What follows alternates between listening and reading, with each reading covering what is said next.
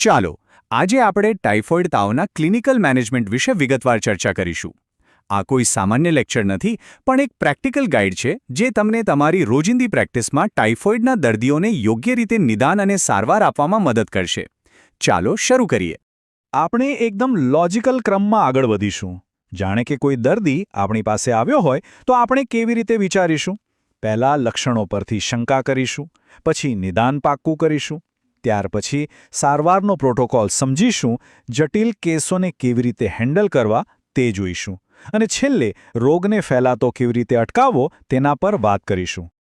તો સૌથી પહેલું અને સૌથી અગત્યનું પગલું છે ક્લિનિકલ ચિત્રને ઓળખવું.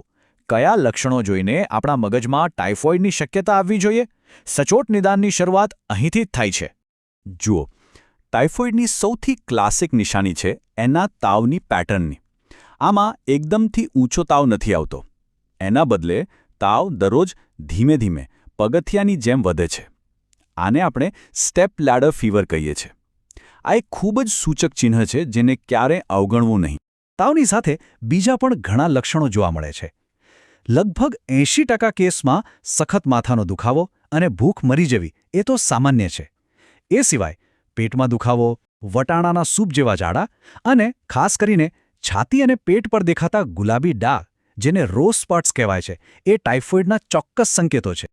તો હવે આપણને ક્લિનિકલ શંકા તો થઈ ગઈ છે, પણ શંકાને પુષ્ટિમાં કેવી રીતે ફેરવીશું? એના માટે જરૂરી છે યોગ્ય શારીરિક તપાસ અને લેબોરેટરી ટેસ્ટ. ચાલો જોઈએ કે નિદાન કેવી રીતે કન્ફર્મ કરવું.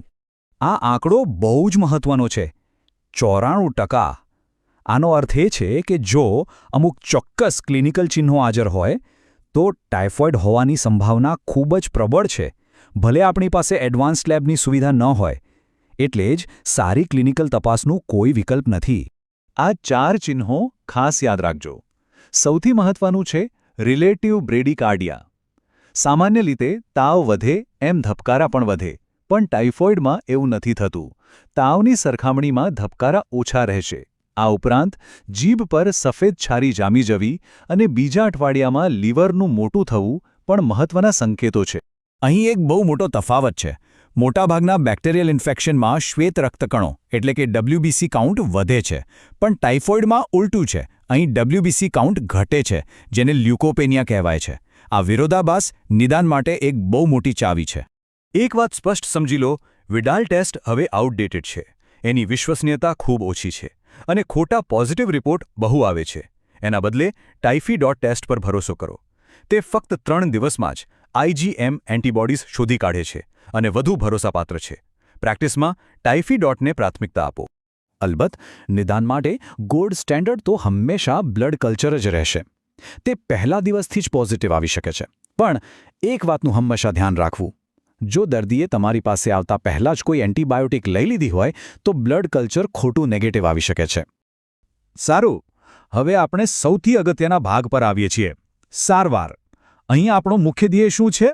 માત્ર તાવ ઉતારવાનો નહીં, પરંતુ શરીરમાંથી ચેપને જડમૂળથી નાબૂદ કરવાનો. ચાલો પ્રોટોકોલને સમજીએ. આ સરખામણી એકદમ સચોટ છે. આનો સીધો અર્થ એ છે કે દર્દીનો તાવ ઉતરી જાય એટલે સારવાર પૂરી નથી થઈ જતી.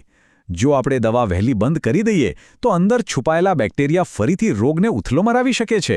આ વાત મગજમાં બરાબર બેસાડી દેજો. જ્યારે તમે સાચી એન્ટીબાયોટિક શરૂ કરો છો ત્યારે દર્દીનો તાવ ઉતરવામાં સામાન્ય રીતે 5 દિવસ લાગે છે. આ એક માપદંડ છે. જો 5 દિવસ પછી પણ તાવ ચાલુ રહે તો સમજવું કે સારવારમાં કંઈક ફેરફાર કરવાની જરૂર છે. હવે જો દર્દી રિસ્પોન્ડ ન કરે તો શું કરવું?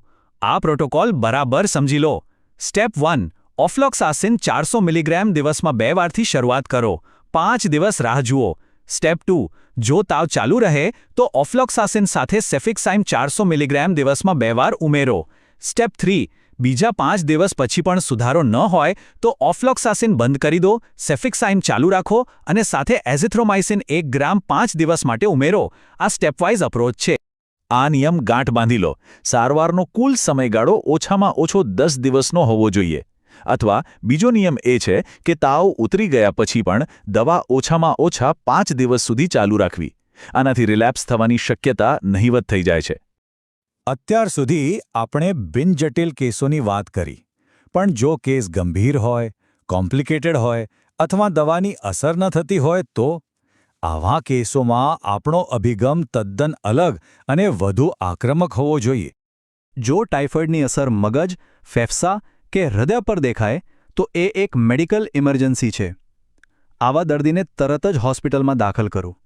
સારવારમાં આઈવી સેફ્ટ્રીએક્ઝોન 60 મિલીગ્રામ પ્રતિ કિલોગ્રામ પ્રતિ દિવસના ડોઝ પર ઓછામાં ઓછા 2 અઠવાડિયા માટે આપવું પડે છે. અને ખૂબ ગંભીર કેસોમાં જીવ બચાવવા માટે ડેક્સામેથાસોન પણ આપવું પડી શકે છે. એક્સટીઆર ટાઇફોઇડ એટલે કે એક્સટેન્સિવલી ડ્રગ રેઝિસ્ટન્ટ ટાઇફોઇડ એક બહુ મોટો પડકાર છે. આમાં સામાન્ય દવાઓ જેમ કે ફ્લુરોક્વિનોલોન્સ અને સેફાલોસ્પોરિન્સ કામ નથી કરતી. આવા કેસમાં આપણી પાસે મેરોપેનિમ જેવી મજબૂત એન્ટીબાયોટિકનો વિકલ્પ છે, જે 1 ગ્રામ દિવસમાં 3 વખત 10 થી 14 દિવસ માટે આપવી પડે છે. આ એક ખૂબ જ મહત્વનો ક્લિનિકલ પર્લ છે. આ ભૂલ ક્યારેય ન કરતા. એમિકાસિન જેવા એમિનોગ્લાયકોસાઇડ્સ કે પહેલી અને બીજી પેઢીના સેફાલોસ્પોરિન્સ ટાઇફોઇડમાં બિલકુલ બિનઅસરકારક છે. આ દવાઓનો ઉપયોગ કરવાથી માત્ર સમય બગડશે અને દર્દીની હાલત વધુ ગંભીર બનશે. દર્દીને સાજો કરવો એ આપણું અડધું કામ છે. બાકીનું અડધું કામ છે રોગને સમાજમાં ફેલાતો અટકાવવો. અને એના માટે આપણે કેરિયર સ્ટેટ એટલે કે વાહક અવસ્થાને સમજવી અને તેની સારવાર કરવી ખૂબ જરૂરી છે. વાહક એટલે એવી વ્યક્તિ જેને પોતે કોઈ લક્ષણ નથી, પણ તેના શરીરમાં ટાઇફોઇડના બેક્ટેરિયા જીવંત છે અને મળ દ્વારા બહાર નીકળી રહ્યા છે. આ લોકો અજાણતા જ પાણી અને ખોરાક દ્વારા ચેપ ફેલાવતા રહે છે. આ ચેપની શૃંખલા તોડવી ખૂબ જ જરૂરી છે. વાહક અવસ્થાની સારવાર માટેનો પ્રોટોકોલ એકદમ સ્પષ્ટ છે. જો દર્દીને પિત્તાશયમાં પથરી ન હોય તો સિપ્રોફ્લોક્સાસિન 750 મિલીગ્રામ દિવસમાં 2 વાર પૂરા 28 દિવસ માટે આપવાથી બેક્ટેરિયાનો નાશ થઈ શકે છે. પરંતુ જો પિત્તાશયમાં પથરી હોય તો બેક્ટેરિયા ત્યાં છુપાઈ જાય છે. એવા કિસ્સામાં ઓપરેશન દ્વારા પિત્તાશયને દૂર કરવું એ જ એકમાત્ર કાયમી ઉપાય છે. હાલમાં ગાંધીનગર બાજુ આ કેસો વધી રહ્યા છે. તે બાજુના મેડિકલ ઓફિસર માટે આ ગાઈડલાઇન ચોક્કસપણે કામમાં આવશે.